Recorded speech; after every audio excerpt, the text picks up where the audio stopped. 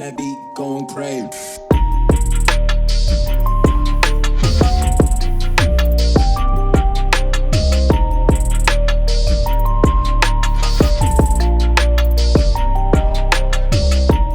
Hi guys, welcome back to another video, another episode of the NC30 build. So today we are back on the engine. So if you guys saw yesterday's video, you saw I started to strip down the engine. We definitely have an issue. I'm thinking valve stem seals. I've got a set of valve stem seals because I actually bought two the last time by accident for the other bike. So I've got a whole set. So possibly replacing those because I think we've got some oil getting into the pistons. I'm hoping that's where it's getting through and it's not a piston ring issue. We had poor compression on the two cylinders where we were getting no suction on the carbs.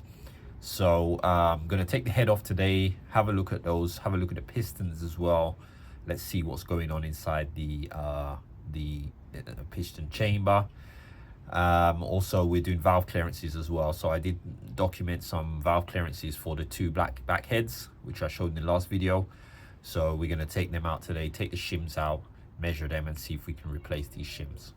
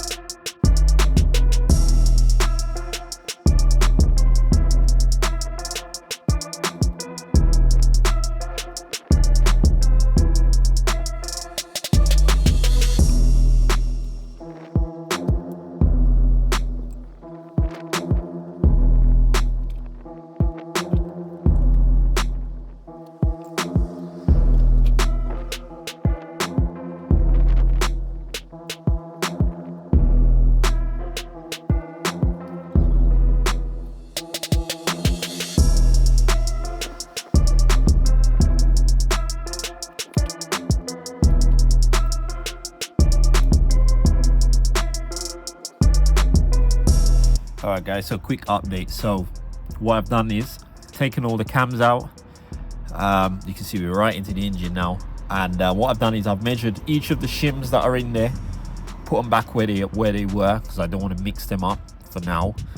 And now I've just got to take these 8 bolts off, then I can take the cylinder head off.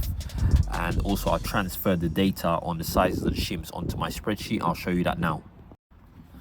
Right guys, so here's my spreadsheet. So here is cylinder 1. This is the missing data that I needed, which is the size of the shims. That's the 4 there, the intakes and the exhaust ones. And I also did cylinder 3, which is here. So now this now calculates and tells me what shims I need to put in to correct the discrepancy. So for instance, this cylinder here, the shim is 2.29, and to get the correct actual gap, I need to replace that with a 2.22. There is a little bit of room to play with that size, but that would give me bang in the middle of the specification if I replace that one. Basically, you can see I'm getting a slightly smaller shim by 0.07, and that will obviously increase the gap by 0.607, which will get me into spec. So at the moment our gap is 0.08. The middle of the spec would be 0.15, so you can see there's a difference of 0.7. So I just need to drop that shim down by 0.07 to a 2.22. So what I can do at the end is, once I've got all this data, I can actually take all the shims out, and there'll be a lot of shims that I can reuse. For instance, on exhaust cylinder 1, I need a 2.15. I actually have a 2.15 here in that exhaust one, so I could take that one and I can move it to here. So there'll be a lot of ones where I can sort of reuse, and then whatever I can't reuse, I'll just have to find shims to replace those other ones.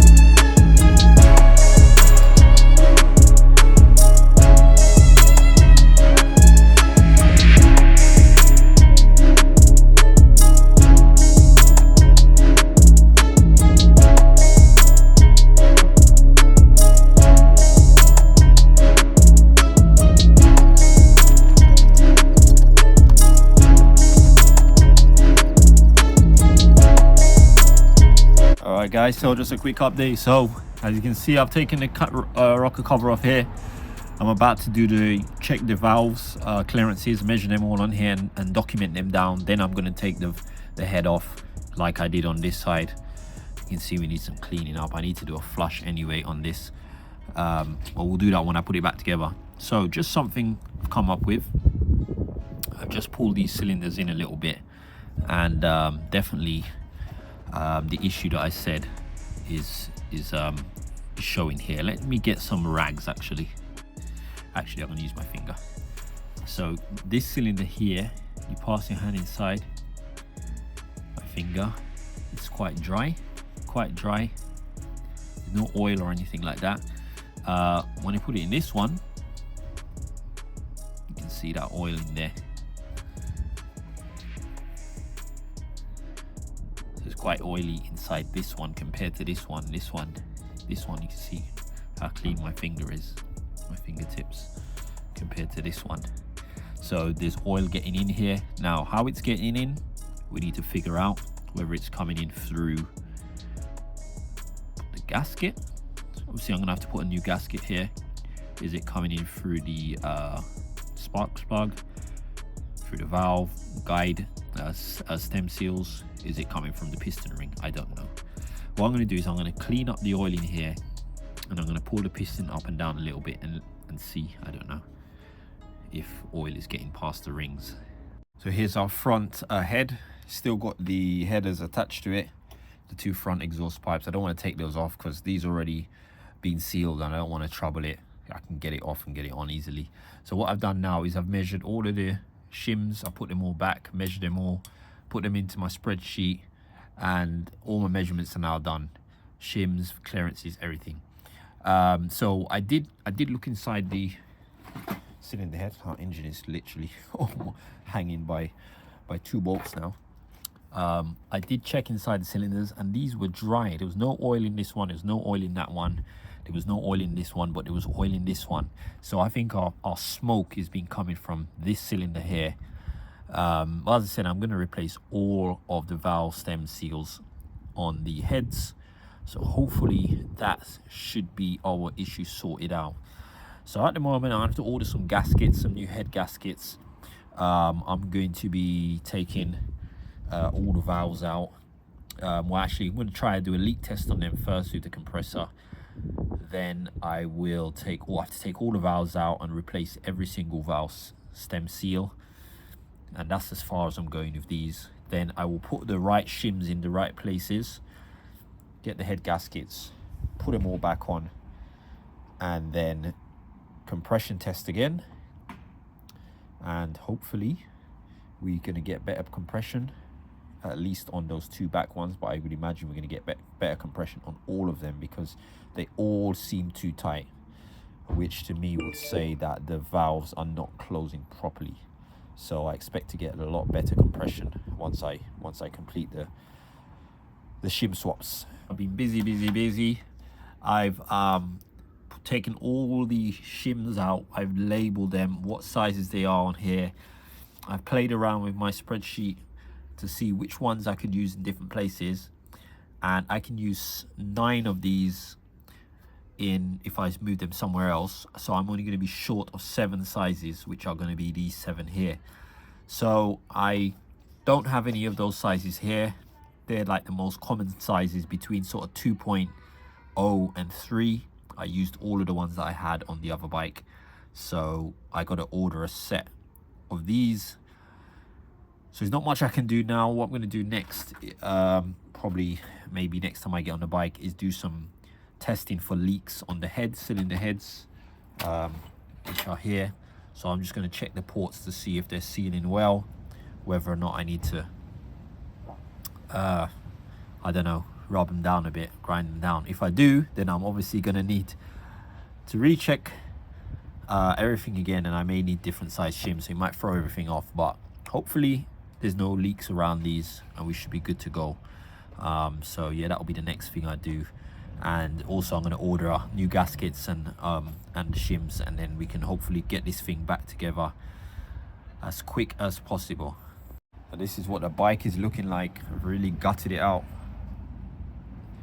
This feels like we've gone back in time, but you know, I've learned a lesson. In future, you know, you get a new engine, just do the valve clearances from the get-go before you put it in. So that's what I'll be doing now. But I mean, otherwise the engine itself looks good. As I said, the ports look all clean and that, so hopefully that there's no more issues with this engine, and when we do put the engine back together, we should be getting it really sorted out really quickly after that. Yeah guys, so that's it. It's just a quick update on this one today. So busy I've been, and getting there. So yeah, you know, it's one of those things. I was really thinking I didn't have to really go into this engine, but to be honest, in a way I'm kind of glad that I had gone onto the other bike, which was a massive job doing the valves and stuff. I learned so much doing that that this to me, I'm not afraid. It's just I know what I'm doing. I know I'm going to get it back together quickly, and I was able to do it all on the bike as well, and that's all from what I learned from the other bike. So you know, it's all good. But yeah, as I said, wait for these parts. Once I get those parts, get the bike back up and running, and I'm sure we're going to sort out this smoke issue, and also get the bike running the way it should do. So yeah, guys, probably not going to see another video until after Christmas. So for those of you who are celebrating, happy Christmas. Hope you guys have a wonderful Christmas. Enjoy your time off, if you have any off, with your family and friends and so on. And yeah, if you're bored, watch some of my videos. But yeah, that's it, guys. Until the next one, take care, and I'll see you soon. Going crazy.